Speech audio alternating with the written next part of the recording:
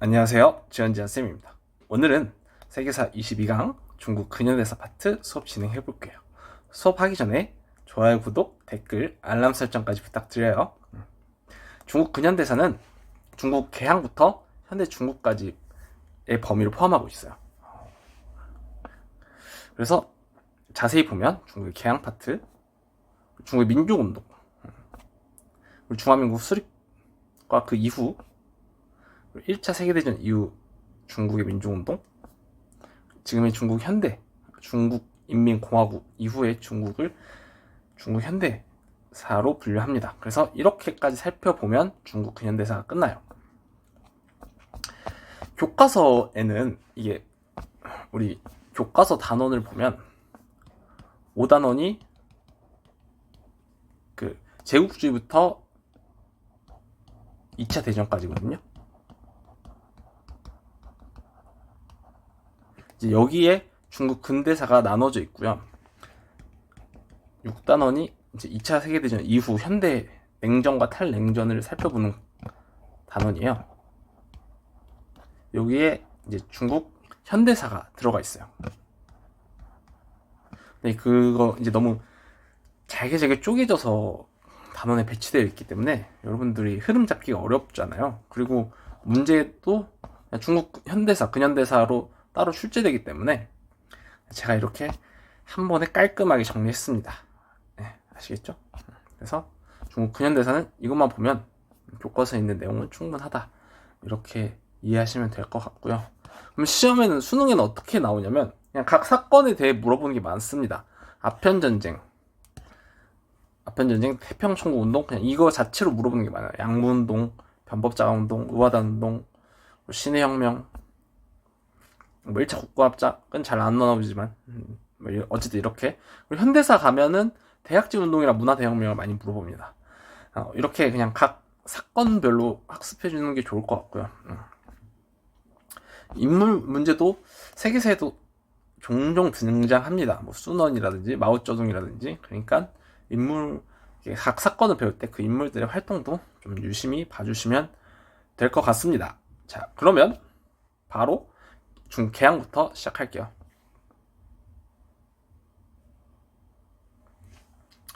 자, 우리 그 청나라 때 공행무역 배웠었잖아요. 청나라는 서양 유럽 애들이랑 무역할 땐 광저우 공행이라는 무역소, 무역을 담당하는 기구예요. 거기에서만 무역을 하게 했어요. 그러니까 이제 서양 애들이 보통 무역에서 손해를 봐요. 왜냐면 영국이 무역 적자가 심했는데 영국 애들은 청나라 차, 도자기 이런 거에 관심이 많았어. 근데 그런 걸 살려면 보통 은을 화폐로 사용해서 물건을 사거든요. 영국산 은을 가지고. 그러다 보니까 영국 애들은 중국에 팔 게 없는데 영국 애들은 중국의 차나 도자기 같은 걸 엄청 많이 사가는 거야. 계속 영국에서 은이 빠져나가고 무역 적자가 심해지겠죠. 영국은 여기서 무역을 더 확대해서 자기들 것도 팔고 청나라 물품도 좀 더 사가길 원했어요. 그래서 이 무역 적자를 해소하고 싶었는데 우리 배웠듯이 옹정제 때, 아니 걸륭제 때, 죄송합니다, 걸륭제 때 메카트니 사절단이 무역 확대 요구를 했지만 걸륭제가 거절했죠. 그래서 영국이 머리를 씁니다. 이렇게 돼서는 계속 무역만 손해보고 다른 방법이 필요하다. 그래서 어떤 생각을 했느냐, 아편을 팔기로 합니다. 그게 삼강무역이에요. 편무역은 그냥 중국이랑 영국이랑 1대1로 무역했다라는 거고, 그걸 인도까지 껴서 삼각무역으로 바꿔요. 요 그림이 삼각무역입니다. 그래서 여러분 이거 너무 복잡하게 이해할 필요 없이 그냥 인도에서 나오는 아편을 중국에 팔았다고 생각하면 돼요. 어차피 인도는 영국 식민지이기 때문에 그 인도의 아편을 중국에 팔아도 다 영국 돈으로 들어가요. 그래서 영국이 슬슬 무역 흑자를 보기 시작합니다. 인도산 아편을 밀수출했다. 그래서 아편이 마약이거든요. 여러분 요즘 대한민국도 마약 사용자가 는다고 하더라고요. 여러분 절대 하면 안 됩니다. 마약은 평생 고칠 수가 없대요. 그냥 이제 그 마약에만 의존해서 평생 살아야 되는 거야. 여러분들의 꿈, 희망, 여러분이 하고 싶은 거, 연애, 뭐 성공 이런 거 다 이제 포기해야 돼요. 아시겠죠? 그러니까 애초에 손댈 생각을 안 하는 게 좋을 것 같습니다. 이렇게 이제 영국이 인도산 아편을 청나라에 수출하니까 청나라에서 아편 중독자가 많아집니다. 그래서 청나라에서 계속 아편을 구매를 해요. 그러다 보니까 청나라 은이 더 많이 빠져나가게 됩니다. 이제 청나라가 무역 적자를 보게 되는 거죠. 근데 무역 적자도 무역 적자지만 아편 중독자가 너무 심해서 사람들이 좀비처럼 다니는 거예요. 그래서 청나라에서 이거를 볼 수가 없어가지고 임칙서라는 관리를 파견해서 아편을 몰수하고 불태웁니다. 광저우까지 내려가서. 그러니까 이제 영국이 이거 가지고 청나라를 공격해요. 당연히 청나라가 지죠. 청나라는 19세기 들어서부터는 힘이 많이 약해져요. 자, 그 결과 난징 조약을 체결합니다. 자, 1차 아편 전쟁의 결과로 체결한 조약이 난징 조약이에요. 이 조약 내용까지 알아둬야 됩니다. 영국이 홍콩을 빌려줬고요. 아니, 떼준 거야. 그냥 너 가져 하고 홍콩을 할양했고요. 대신 97년인가 반환 받아요. 그리고 5개 항구를 개항했는데 세계사도 이것까지 외웁시다. 5개까지. 아시겠죠? 그러니까 5개 외웁시다. 광저우, 상하이, 참문, 풍저우, 닝보. 이거 금방 외워요. 할 수 있습니다. 그리고 이 5개의 항구를 개항했잖아요. 그래서 공행을 폐지합니다. 이제 여기서만 무역하는 제도를 없애요. 그리고 청나라와 영국의 배상금까지 지불합니다. 그리고 추가 조약을 체결해서 영국의 영사재판권과 최국대우를 인정해요. 영사재판권이랑 최국대우가 뭐냐면, 영사재판권은 영국 애들이 청나라에서 불법을 저질렀어. 그러면 영국의 영사, 외교관이 대신 재판을 하는 거예요. 청나라 법으로는 영국 애들을 처벌할 수가 없어. 아시겠죠? 그게 영사재판권 혹은 치외법권이라고 합니다. 그래서 다들 이제 같은 나라면 많이 봐줘요. 그래서 영국 애들은 마음 편하게 청나라에서 사고치고 다닐 수 있었다. 이렇게 생각하면 되고요. 최국대우는 청과 영국이 있잖아요. 청나라가 뭐 나중에 다른 나라 프랑스랑 또 조약을 체결했어. 근데 영국에는 없는 되게 좋은 조약을 프랑스한테는 준 거야. 그러면 이것도 최국대우에 따라서 자동으로 영국한테도 줘야 돼요. 아시겠죠? 그러니까 최국대우는 그냥 좋은 거는 다 해주겠다, 이런 겁니다. 그래서 이 영사재판권과 최국대우가 들어가면 불평등 조약이라고 합니다. 아시겠죠?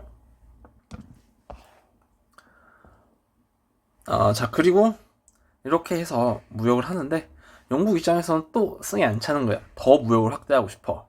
게다가 에로호 사건이 일어나요. 그 영국 배인데 에로호가 청나라 애들이 영국 에로호를 관리한다고 들어갔다가 그 배에 탔다가 영국 국기를 그냥 내려버립니다. 근데 그것 때문에 영국이 전쟁을 일으켜요. 그리고 청나라에서 프랑스 선교사가 죽는 사건이 발생했어. 그러니까 이제 이것 때문에 프랑스도 같이 참전해. 그래서 2차 아편 전쟁은 영나라 프랑스가 연합해서 공격했다. 이렇게 알아두시면 되겠습니다.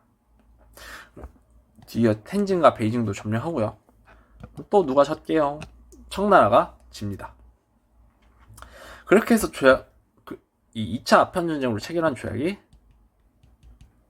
텐진 조약과 베이징 조약이요. 자, 이거 2개 구분해서는 외울 필요 없어요. 그냥 2차 아편 전쟁 결과로 통틀어서 텐진 베이징 조약을 체결했고, 이거 다 2차 아편 전쟁의 결과인지만 알면 돼요. 아시겠죠? 이거 2개 텐진 조약이랑 베이징 조약 구분해서 내지는 않습니다. 아시겠죠? 왜 그러냐면 베이징 조약이 텐진 조약을 비준한 거예요. 그러니까 승인한 거지. 동의. 텐진 조약을 체결만 해놓고 시행을 안 하니까 중국이 베이징 조약을 한 번 더 체결해서 텐진 조약 진짜 실시하자 이렇게 한 거예요. 아시겠죠? 그래서 이 둘을 구분해서 알 필요는 없고 또 평권에서도 그렇게 구분해서 출제하지 않습니다. 그래서 다 통틀어서 텐진 베이징 조약의 내용이다 이렇게 생각하면 되고요. 그래서 텐진 조약부터 살펴보면 외국 외교관이 베이징에 이제 주둔하게 됩니다. 그리고 프랑스 때문에 크리스트교 포교의 자유를 허용해요. 청나라에서. 그리고 10개 항구를 추가 개항합니다. 이건 몰라도 돼요. 10개가 어떤 건지 세계사에서는 몰라도 됩니다. 그 다음 베이징 조약, 텐진 조약을 비준하고요. 영국의 주릉반도를 할양해요. 홍콩 앞바다에 있는 반도거든요. 이것도 떼죠. 이것도 홍콩으로 들어가요, 나중에. 그리고 텐진도 추가 개항하고요. 게다가 이 베이징 조약을 체결할 때 러시아가 청나라랑 영국, 프랑스 사이를 중재하거든요. 그래서 이 대가로 청나라가 러시아에 연해주를 떼줍니다. 이것도 알아둬야 돼요. 아시겠죠? 이렇게 해서 2차 아편전쟁이 끝이 납니다. 청나라는 뭐 이제 전 세계에 먹잇감이 되어버렸어요. 이런 와중에 청나라가 여러 배상금, 전쟁 배상금을 물어줘야 되잖아요. 영국이랑 프랑스한테든지 이런 것 때문에 세금을 더 많이 걷어요. 백성들한테. 그러다 보니까 백성들의 조세 부담이 증가하고 불만이 커져요. 그래서 시작한 운동이 태평천국입니다. 구호가 멸만흥한이에요. 만주족을 멸종시키고 한나라를 다시 부흥시키자. 만주족은 누구예요? 청나라죠. 청나라 없애고 다시 한족 국가로 돌아가자. 이렇게 해서 시작한 운동입니다. 구호가 멸만흥한이에요. 이런 키워드 꼭 알아두셔야 됩니다. 홍수전이란 인물이 상제회라는 단체를 조직해서 태평천국 운동을 일으켜요. 이게 크리스트교 성격인데 엄밀히 따지면 대학 교수님한테 들었는데 진짜 크리스트교는 아니고 크리스트교에서 뻗어나온 한 갈래, 이단의 한 종류래요. 그래서 그냥 크리스트교 성격이 있다 이렇게만 이해하시면 될 것 같고, 홍수전이 그래서 주도해서 태평천국이라는 나라를 세워요. 수도가 난징이야. 그래서 이게 13년간 가죠. 그래서 꽤 나름 오래 갔던 나라입니다. 태평천국 정책도 알아둬야 돼요. 그래서 첫 번째는 남녀평등, 그리고 천조전무 제도라 해서 토지를 백성들한테 균등하게 나눠줘요. 그래서 사실 이제 땅이 없던 농민들, 소작농들한테는 되게 좋았겠죠, 이 제도가. 그리고 변발이랑 전족 금지. 변발은 청나라 풍습이잖아요. 금지했고, 전족 뭔지 알아요, 여러분? 전족? 내가 동아시아사 때는 설명했구나. 근데 여러분, 그 동사하는 학생들은 이 파트 굳이 안 들어도 돼요. 쌍사하는 학생들 있잖아. 쌍사하는 학생들은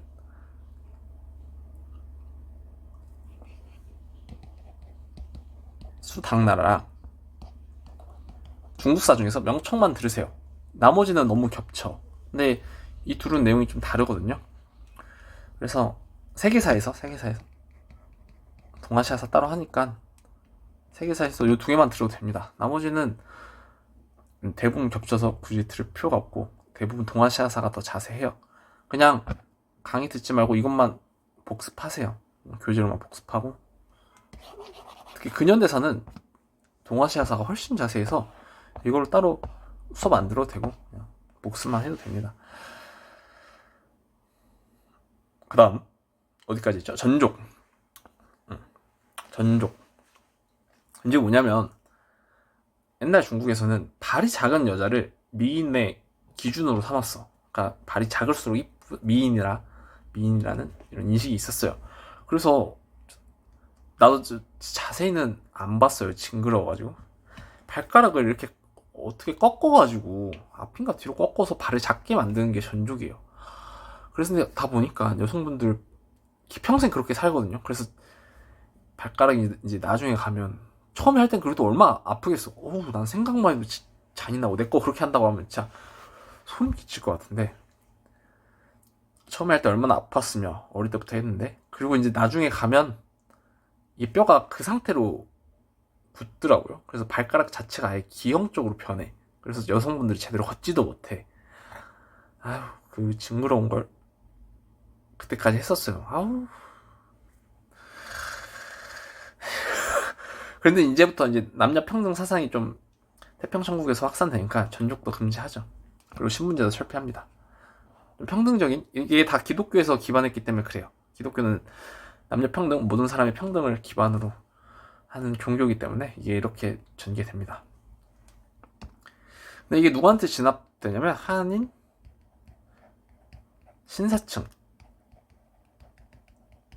증국권 이용자, 이 이름도 알아두면 좋아요.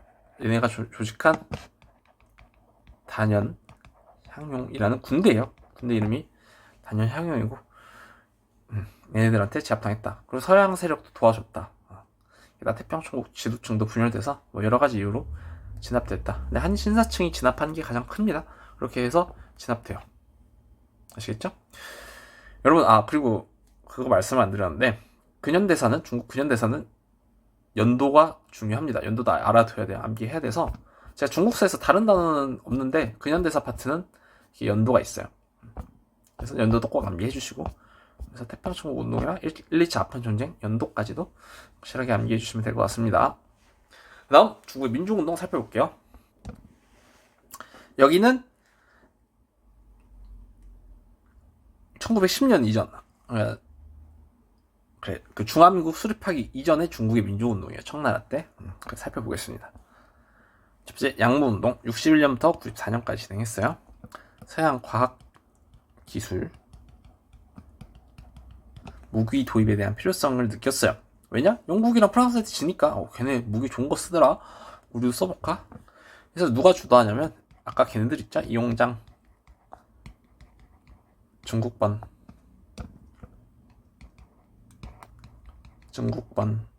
글씨 봐라. 얘네가 주도해요. 그래서 방침은 중체 소용을 바탕으로 서양의 기술과 무기를 도입하는 겁니다. 중국의 몸, 정신, 전통에 서양의 기술만 받아들이자 이거예요. 아시겠죠? 그래서 뭐 대표적인 정책은 난징에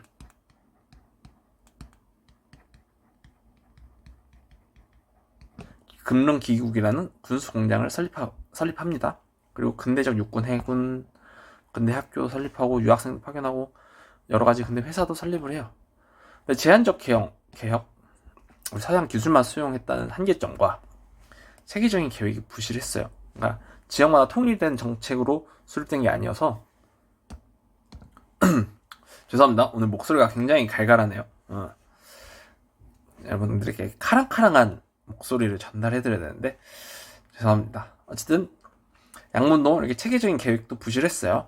지역마다 통일된 정책도 없고, 그러니까 이제 관리마다 진행 방식이 달라서 제대로 진행되지 않았다. 결국 이렇게 좀 부실한 정책 때문에 청일전쟁 패배로 아예 양문동 접습니다. 서양 기술을 도입했는데 일본한테까지 지네? 그래서 이거 쓸모없다 이래가지고 접어요. 그래서 이제 서양 기술만 도입해서는 안 된다. 뭐 근본적인 법과 우리 정치 제도까지 싹 다 개혁해야 된다. 이렇게 시작한 운동이 변법자강 운동입니다. 누가 주도하냐면 양치차오와 강유해라는 인물이 주도합니다. 그리고 황제, 광서제가 지지를 해줘요. 그래서 방침은 여기는 메이지 유신을 모방해서 법과 제도까지 근본적으로 개혁하자. 메이지 유신은 법과 제도까지 싹 다 갈아엎은 개혁이었거든요. 그래서 우리도 그처럼 법과 제도까지 싹 다 갈아엎자. 이렇게 주도합니다. 오케이? 그래서 입헌 군주제 확립, 그리고 과거제 개혁, 신식군대, 근대교육, 상공업 육성 이런 걸 시도를 했어요. 그런데 보수파 반발로 실패합니다. 아시겠죠? 그래서 그냥 시도했다 이렇게만 알고 있으면 됩니다. 지향했다, 시도했다.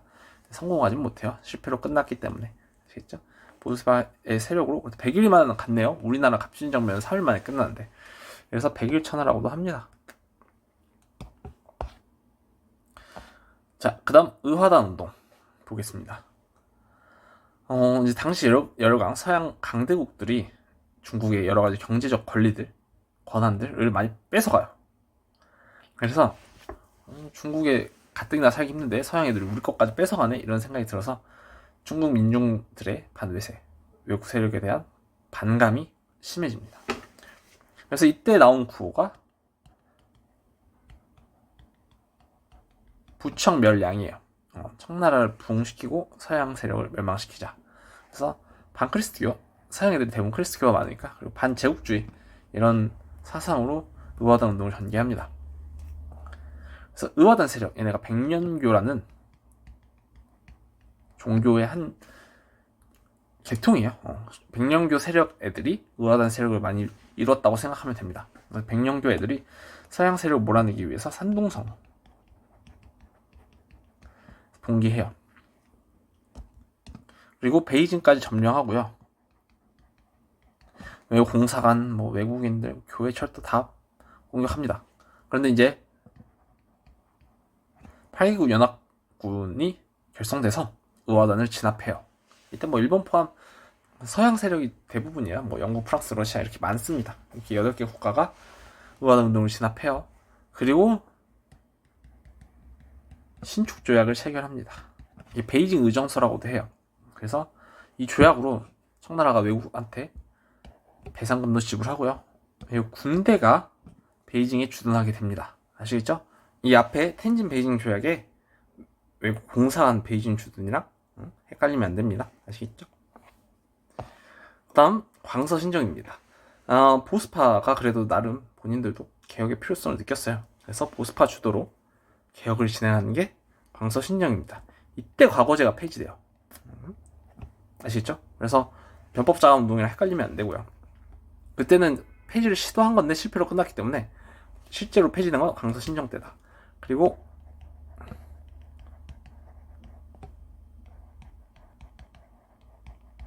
흠정 헌법 대강에는 헌법을 발표해요.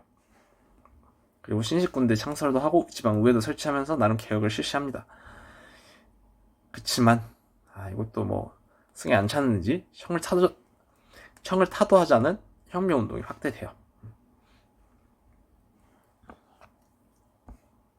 그래서 이 혁명파 애들이 진짜로 이제 청나라를 무너뜨리고 새로운 나라를 수립하려 합니다. 그게 바로 신의 혁명이에요. 신의 혁명 누가 주도하냐면 순원이라는 인물이 주도합니다. 이 사람도 혁명파 일부였어요. 혁명파 소속이었어요. 그래서 이 신의 혁명을 주도하고자, 그러니까 중국에서도 공화정, 왕이 없는 공화정을 수립하려고 중국 동맹회라는 단체를 결성해서 공화정 수립을 주도합니다. 그냥 그 중국 동맹의 역할이 중국에서도 공화정을 수립하려는 활동이었어요. 그래서 도쿄에서 수립을 했고요. 순원은 삼민주의를 주장합니다. 삼민주의가 시험에 자주 나와요. 그래서 민족, 민권, 민생이 중요하다 이렇게 강조했고요. 그리고 이제 혁명운동을 계속 전개합니다. 청정부 타도 그리고 공화국 수립. 이제 그러던 와중에 청정부가 철도 국유화 조치를 시행해요. 이전에 청나라는 철도 부설권을 민간에게 넘겼어요. 그냥 사람들 보고 알아서 철도 부설하세요. 권한을 넘겨줬어, 민간 회사들한테. 근데 청나라가 돈이 없으니까 이걸 다시 나라 걸로 다시 뺏어와요. 그러니까 이제 민간에서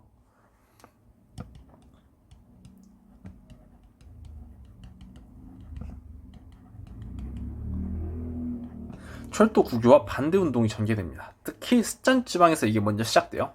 싫다, 못 내놓겠다. 이 운동이 전개되니까 혁명파 애들의 군대인 신군이 봉기를 일으킵니다. 얘네는 우창에서 봉기를 일으켜요.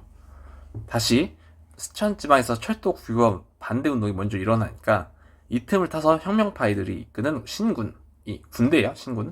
신군이 우창에서 봉기를 일으킨 거야. 나도 같이 봉기해야지. 오케이? 그래서 이 봉기가 중국 여러 지역으로 확대되고요. 각 성들이 청나라로부터 독립을 선언합니다. 성이 뭐냐면 우리나라로 치면 도예요. 경기도, 강원도 가장 큰 지역 단위라고 생각하면 됩니다. 그래서 경기도가 독립했다고 생각해봐. 그런 느낌이에요. 자, 그렇게 각 성들이 독립을 하니까 이 틈을 타서 이제 순원이 중화민국이라는 나라를 수립해요. 수도는 난징이고요. 임시 대총통은 순원이었어요. 아직까지 청나라는 있어. 중화민국도 이때 태어난 거예요. 탄생한 건데 중화민국, 난징을 수도로 하는 중화민국이 먼저 수립돼요. 당시 임시 대총통은 순원입니다. 이제 이걸 진압하려고 위안스카이가 청정부에서 위안스카이를 파견해서 진압하려고 하는데 위안스카이가 이걸 진압할 생각은 안 하고 순원이랑 짝짝꿍을 해버린 거죠. 그래서 순원이 중화민국 수립하는데 도와주면 너 다음에 대총통 시켜줄게. 그래서 위안스카이가 콜합니다. 그래가지고 이제 돌아가서 중화민국 수립된 상태고 돌아가서 이제 황제 뭐 퇴위하시죠. 이렇게 해가지고 황제가 그냥 퇴위합니다. 마지막 황제가 선통제였어요. 청나라 선통제가 퇴위하면서 청나라 왕조가 멸망합니다. 아시겠죠? 이게 군사적 유혈 사태가 크게 일어나지 않았습니다. 자, 근데 위안스카이가 임시 대총통에 취임을 하니까 이 사람 마음이 하나 가지면 두 개 갖고 싶고 두 개 가지면 세 개 갖고 싶은 거예요. 그래서 혁명파 순원 세력을 탄압하고 황제로 취임하고 황제 체제 부활을 시도합니다. 잠깐 시도했는데 16년에 금방 죽어요. 그래가지고 그러면 이 나라가 안정됐냐? 그러지 않습니다. 이제 여러 중국 군벌들, 이 각 지역에 중국이 이렇게 크게 있으면 각 지역에 군대를 갖고 있는 애들 있거든요. 그리고 본인 집안이 다 군대야. 군인이야. 군대. 집안이 다 군인이야. 그래서 이런 애들을 군벌이라고 해. 각 지역에 군대를 갖고 있는 세력들을 군벌이라고 이해하면 되는데 이 군벌들이 난립해서 중국이 여러 나라까지는 아니고 중앙 권력은 약해지고 지방의 군벌들의 힘이 세지는 혼란의 시기가 찾아옵니다. 아시겠죠? 그때가 이때를 베이징 정부라고 하는데 이렇게까지만 알아두면 됩니다. 세계사에서는. 그 다음 일어난 게 신문화운동이에요. 중화민국 수립 이후에 학생들의 민족의식을 고취하고 이게 1915년경에 시작해요. 신문화운동은 그 시작 시기가 불분명하기 때문에 연도 몰라도 됩니다. 그리고 중국의 여러 혼란, 위안스카이 저러고 있는 거나 뭐 중국 군벌들 난리치고 있는 거나 보면서 깝깝했던 사람이 있어요. 천두슈랑 후스라는 인물이 그랬습니다. 그래서 이런 나라가 너무 개판이다 이렇게 생각해가지고 학생들에게 민족의식과 여러가지 새로운 사상을 고취시켜야겠다 이렇게 해서 주도한 게 신문화운동입니다. 그래서 주된 내용은 유교 전통 문화를 비판하고요. 서양의 과학과 민주주의 수용을 주장합니다. 이걸 어디서 많이 이야기하냐면 신청년이라는 잡지를 발간해서 많이 이야기해요. 이게 기존에 동아시아에서 배운 학생들은 알지만 처음에 청년 잡지로 발간했다가 1년 뒤에 신청년으로 바뀌는데 여기서는 뭐 신청년만 우리 세계 사는 친구들은 신청년만 알아도 됩니다. 그리고 백화운동이라 해서 957호 글쓰기 운동도 전개해요. 이건 이 신문화운동은 나중에 오사운동에까지 영향을 줍니다. 자, 그럼 오사운동 바로 배워봐야겠죠? 오사운동의 배경, 이게 한국에서 일어난 3.1운동이에요. 그래서 이 3.1운동에 영향을 받았고요. 한반도에서는 저렇게 격렬하게 저항하는데 우리도 일본에 대해서 좀 저항해야 되는 거 아닌가 이렇게 생각을 했겠죠. 그리고 신문화운동을 통해서 많은 젊은 애들이 민주주의에 대한 사상도 받아들였습니다. 그 다음 직접적인 배경은 일본이 산둥반도를 요구했기 때문이에요. 일본이 지금 설명하는 거는 세계사 교과서에는 없어요. 우리 동사하는 친구들은 알 거예요. 근데 세계사에서는 안 나와서 이해를 돕기 위해 설명하는 겁니다. 1914년에 뭐야?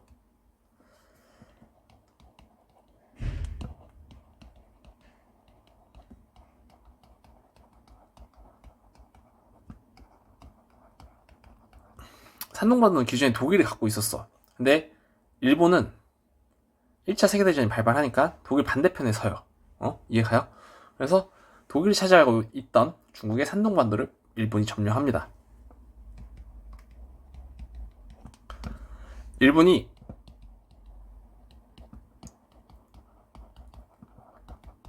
(21개) 요구를 제출해요. 어디에? 청나라에게. 그러니까 21가지 조항인데 중국한테 이거 들어줘, 나 이거 갖고 싶어, 이렇게 얘기하는 거예요. 여기에는 일본이 산둥반도를 차지한다는 내용이 들어가 있습니다.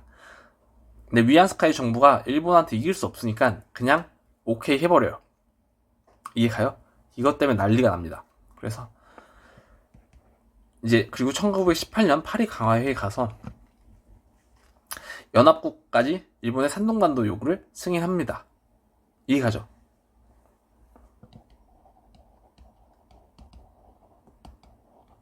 이 파리 강화회의에서의 승인 때문에 이제 난리가 난 거예요.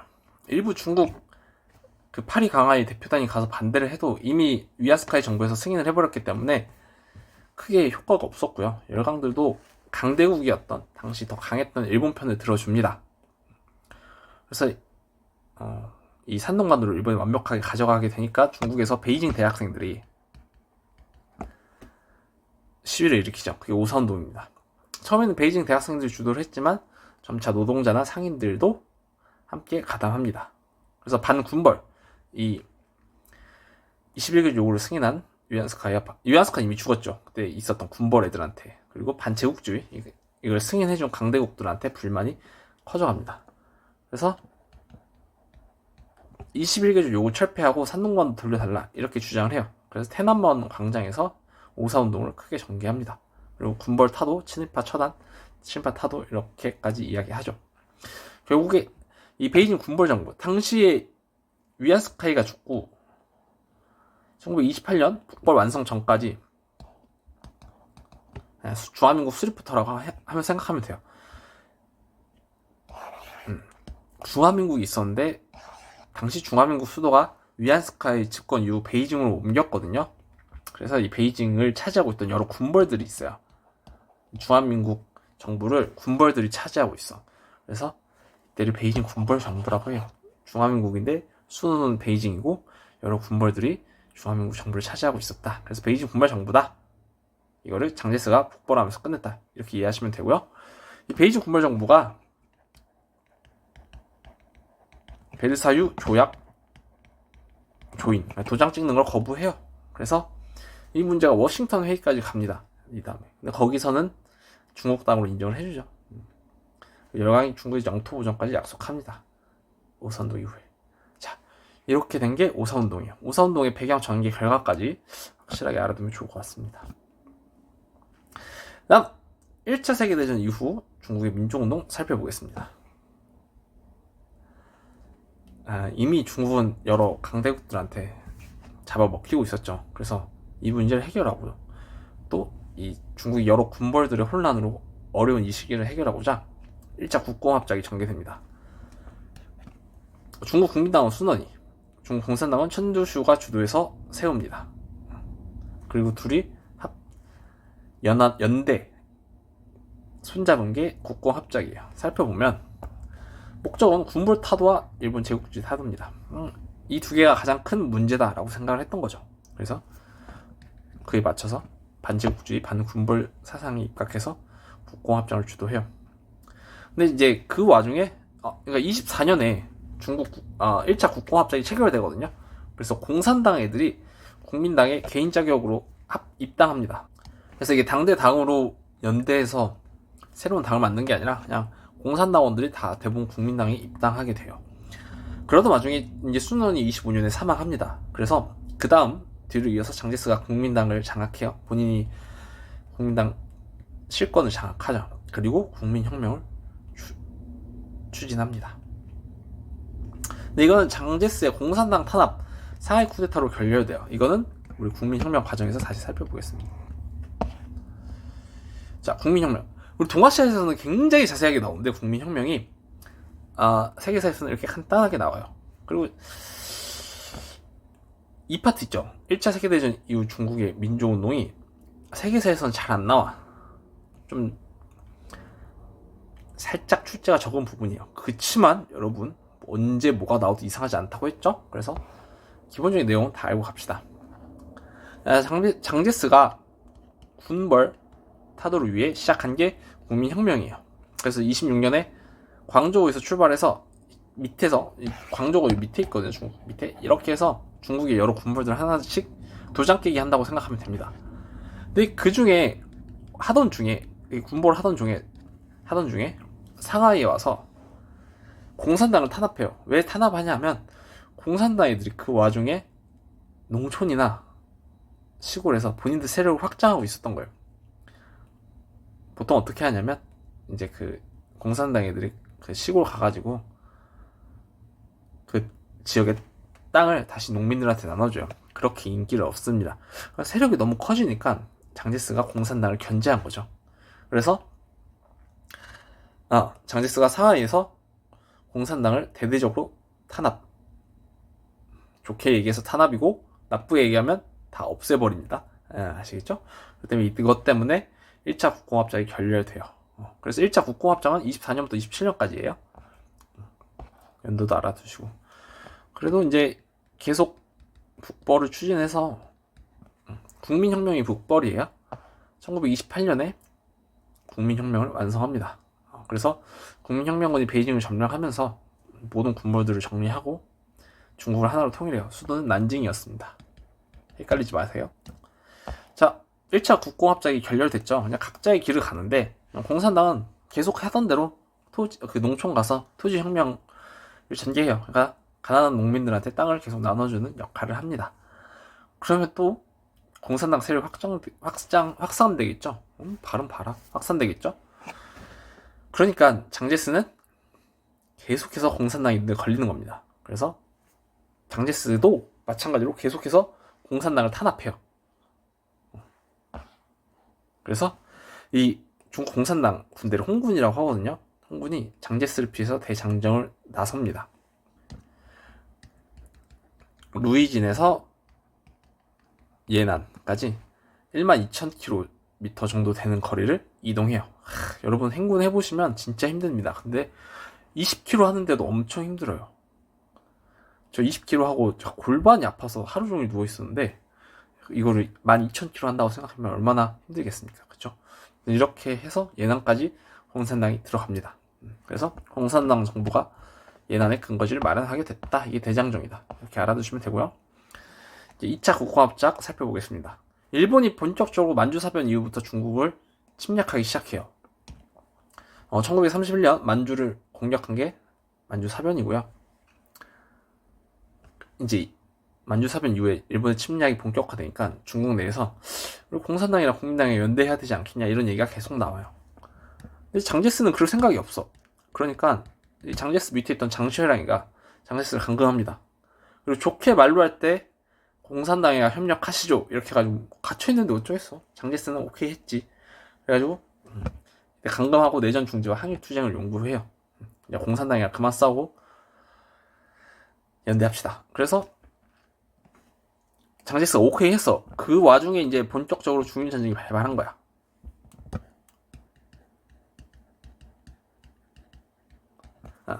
그래서 이제 2차 국공합작도 본격적으로 체결하죠.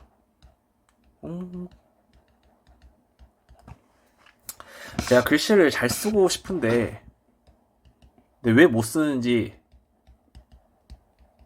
이제 알았어.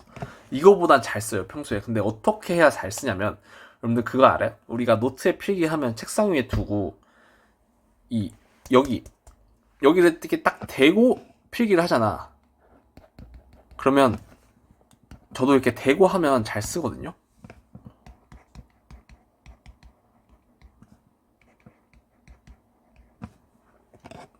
아닌가? 근데 제가 이 태블릿을 이렇게 태우고 하고 있어요. 그러니까 손을 여기 이 지탱하는 거 없이 그냥 이렇게 공중에다 쓰고 있거든요. 그래서 좀 글씨가 못 써지는 것 같아요. 죄송합니다. 글씨 더 이쁘게 써보도록 할게요. 어쨌든 핑계요 핑계. 그딴 게 어딨어. 더 열심히 해야지. 안 그래요? 더 열심히 이쁘게 써야지. 그쵸? 자, 2차 국고합작을 체결해요. 항일 투쟁을 위해서. 다시 이 선후관계 한번 정리할게요. 만주 사변이 발발했어. 그러니까 일본이 본격적으로 만주에 들어오고 중국 안까지 본토까지 들어오려고 해. 그래서 여러 사람들이 일단 항일 투쟁이 먼저 아니냐, 우리끼리 그만 싸워야 되지 않겠냐, 이렇게 얘기를 하던 중에 장제스는 관심이 없으니까 장쉐랑이 장제스를 감금하면서 항일 투쟁을 요구합니다. 그리고 공산당과 연대할 것을 요구해요. 그게 시안 사건입니다. 장제스가 일단 오케이 해서 풀려났어요. 근데 중일 전쟁이 바로 발발한 거야, 다음 해. 그러니까 이제 본격적으로 중일 전쟁이 터지니까 장제스도 이제 2차 국공합작을 더 본격적으로 체결해서 항일 투쟁을 전개하게 된 겁니다. 아시겠죠? 이 선후관계 확실하게 정리해 두세요. 그래서 항일 투쟁을 전개하고요. 이렇게 하다가 일본은 1945년에 패망하죠. 원자폭탄 2방 맞고 항복을 선언합니다. 그리고 이때부터가 중국 현대사가 시작돼요. 아시겠죠? 자, 일제가 패망을 했는데 이제 중국에는 중화민국이라는 나라는 있지만 그 중화민국을 주도하는 정부도 중국 국민당이야. 근데 또 다른 정당인 중국 공산당도 있어. 국민당은 장제스가, 공산당은 마오쩌둥이 주도하고 있습니다. 그래서 이 땅의 진정한 주인을 찾자. 그래서 뭐 약간 무협 소설 같죠? 둘이 전쟁을 해요. 그래서 공산당이 승리합니다. 중화인민 공화국이 수립돼요. 여러분 뭐 지금이야 우리 또 중국 안 좋아하지만 이 마오쩌둥이 승리할 수밖에 없어. 국민당 하는 꼬라지를 보면 질 수밖에 없습니다. 몇 가지 소개해드리면, 일단 국민당 부정부패가 너무 심하고요. 그러니까 국민당이 관리하던 지역은 물가도 너무 심해. 부정부패가 심해서 막 국민당 고위 관료들이 국민들 물건 같은 거 또 자기들 다 챙기고, 생필품 같은 거, 그러니까 이제 그 지역에 물품도 많이 부족하니까 물가가 오르겠죠. 그리고 미국이 중국 공산당을 엄청 지원해줬는데도 전쟁에서 별로 이길 확률이 안 보니까 미국도 지원을 끊죠. 그래서 제대로 된 게 하나도 없었다. 이렇게 됐고요. 중국 공산당은 오히려 이제 계속해서 토지에서 땅 나눠주면서 그 중국 국민들의 민심을 얻으려고 했어. 그래서 그렇게 하다 보니까 어느새 중국 공산당을 따르는 국민들이 더 많아지는 거야. 그래서 중국 공산당은 그 국민들의 힘이 이어서 나름 체계적인 전쟁까지 해가지고 국민당을 이겼죠. 그러니까 뭐 지금에야 이 공산당이 마음에 안 들어도 당시에는 하는 꼬라지 보면 국민당도 이길 수는 없었다. 이렇게 얘기하는 겁니다. 아시겠죠? 이거는 역사적으로 드러난 사실이니까 중국 현대사 책 한번 읽어보면 더 자세히 알 수 있어요. 그리고 중화인민공화국 수립돼서 사회주의 정책을 실시합니다. 토지개혁, 은행기업 국유화, 농업 상공업 집단화, 이렇게 추진을 해요. 그리고 이제 근데 사회주의가 먹고 살기 힘들어요. 그래서 잘 안 되니까 한번 본격적으로 더 강화된 사회주의 정책을 실시했는데 그게 대약진 운동이야. 그래서 농업, 공업 분야에서 경제 발전을 조직하자. 그래서 인민공사를 조직합니다. 농촌 행정조직이고 농업 집단화를 추진했는데 어떻게 이해하면 되냐면 그냥 이렇게 뭐 통계를 보면 1만 명에서 4만 명 정도래요. 이렇게 사람 모아서 그냥 이 농촌의 사람들을 이렇게 모아서 그냥 본인들 여기 안에서 자체적으로 농업 활동을 해라. 대신 공동 생산, 공동 분배에 입각한 농촌 생활을 하라는 거예요. 작은 사회주의 사회죠. 이거를 이제 1만 명씩 묶어서 사회주의 정책을 실시한 거예요. 그래서 단체로 농사 짓고 단체로 n분의 1에서 받고 그렇게 하기 위해서 조직한 게 인민공사라고 생각하면 돼요. 근데 실패해요. 자연재해도 심각했고요. 계획도 무리하게 됐고. 자, 사회주의의 가장 첫 번째 문제점이라고 얘기하는 게 노동 의욕이 상실됩니다. 여러분, 자본주의 사회에서도 일 안 하는 사람들 차고 넘쳐요. 그러니까 회사 같은 데 가면 농땡이 피는 사람들 꼭 있단 말이야. 자본주의 사회인데도, 대한민국에서도. 근데 이거 일 안 해도 n분의 1 해준다고 하는데 얼마나 과연 사람들이 열심히 일할까? 이게 문제죠. 그래서 이것도 문제였고. 그리고 당시 이제 중국이 소련이랑 사이가 갈라지면서 소련이 경제적으로 지원을 중단합니다. 뭐 이런 것 때문에 실패해요. 그리고 마오쩌둥은 실각합니다. 그리고 류사오치나 덩사오핑 같은 실용주의자, 일단 먹고 잘 먹고 잘 살자 라는 실용주의자가 등장합니다. 그래서 대약진 운동은 잘 나오니까 알아두면 좋을 것 같아요. 문화대혁명. 마오쩌둥이 실각했는데 이 권력을 놓고 싶지 않은 거죠, 마오쩌둥은. 그래서 홍위병이라는 걸 수식해요. 10대 학생들이 준데 얘네들이 마오쩌둥을 맹목적으로 따르는 애들로 구성을 한 거야. 엄청 많아. 그리고 막 이 마오쩌둥 사상집, 사상 책자 같은 것도 애들한테 나눠줘서 막 세뇌시키고 그래요. 그러니까 얘네가 이제 마오쩌둥을 위해서 못할 짓을 많이 하는 거야. 반대파 일단 제거하고요. 그래서 류사오치 숙청해요. 류사오치 숙청하고 있대. 뭐 중국 전통문화, 뭐 유적지도 많이 파괴하고요. 뭐 지식인, 예술인, 뭐 교수 뭐 대부분 탄압해요. 그러니까 마오쩌둥이 시키는 거면 다 했어 얘네들이. 그래서 학생들로 구성된 정치운동 조직인데 맹목적으로 마오쩌둥 숭배해서 그때 뭐 많이 죽고 하여튼 중국 원래 개판이지만 더 개판이 된 시기였습니다. 이게 10년간 전개돼요. 그래서 마오쩌둥이 다시 권력을 잡죠. 문화 대혁명으로. 근데 이 혼란이 마오쩌둥 사망으로 문화 대혁명이 중단됩니다.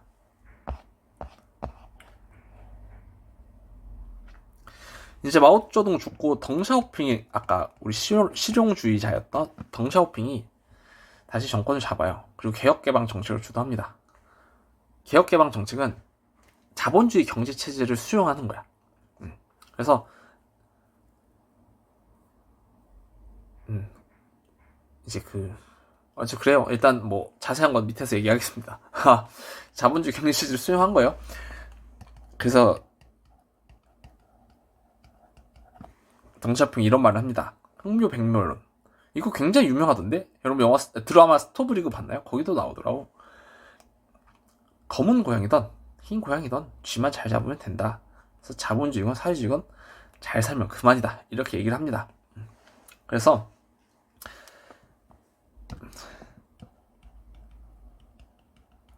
자본주의 시장 경제 체제를 도입해요. 뭐 그냥 이제 일한 만큼 돈 주고 이게 기본이겠죠. 그리고 여러 가지 경제 특구, 외국 자본을 들일 수 있는 경제 특구도 마련하고요. 4개 분야, 농업, 공업, 국방, 과학의 현대화도 추진하고요. 인민공사 당연히 해체하고요. 그리고 뭐 자본주의 경제 체제라고 하면은 잉여 생산물 같은 거 이제 본인이 팔아서 수익을 얻을 수 있게끔 하는 것도 크죠. 그래서 사람들이 더 열심히 일해서 자기 거 많이 팔려고 하게 되겠죠. 그리고 92년엔 남순 강화까지 추진합니다. 이 동남 해안에 경제 특구를 마련했었잖아요. 덩샤오핑이 여기를 한 번 더 직접 돌면서 개혁 개방 정책을 가속화했던 겁니다. 더 빠르게 개혁 개방 정책을 진행했던 거죠. 그게 남순 강화입니다. 아시겠죠? 그래서 당시에 중국 성장률이 연평균 10%를 기록해요. 그래서 1차 아편전쟁 이후부터 중국의 암흑기가 이때 이제 슬슬 벗어나서 우리가 아는 그 강한 중국이 되어가는 겁니다. 이때부터, 덩샤오핑 때부터. 그때 한계도 있죠. 이 중국은 부정부패가 너무 심해요. 그리고 빈부격차도 지금도 심하지만 계속 심해져요. 이 자본주의 하면 빈부격차는 따라올 수밖에 없죠. 어쨌든 간에 이 시장 경제 체제를 도입하니까 빈부격차가 따라옵니다. 그래서 해남문에서 학생들이나 지식인들이 정치적 자유를 요구해요. 우리도 민주주의로 가자. 그렇지만 정부가 탱크 밀어서 강경 진압합니다. 아시겠죠? 그리고 2000년대 중국은 영국이 홍콩을 반환하고요. 포르투갈이 마카오를 반환합니다. 이런 거는 그냥 연도만 알아도 돼요. 그리고 WTO라고 세계 무역기구로 가입해서 좀 자유무역에 중국도 가담하게 됩니다. 그리고 베이징 올림픽도 개최하고 드디어 이제 일본을 제치고 세계 경제 2위로 등극합니다. 이렇게 해서 중국 근현대사가 모두 마무리됐어요. 좀 내용도 많고 시간도 길고 한데 어쨌든 제가 중요하다고 했던 부분들 위주로 잘 정리해서 학습하면 될 겁니다. 그렇게 막 어렵게 등장하진 않기 때문에 문제가 기본적인 내용만 알아도 될 겁니다. 그렇다고 너무 대충 공부하지 말고요. 꼼꼼하게 기본적인 내용 위주로 학습해 주시면 될 것 같습니다. 자, 그럼 오늘은 여기서 마무리하고요. 다음 시간에 또 만나 뵙겠습니다. 안녕.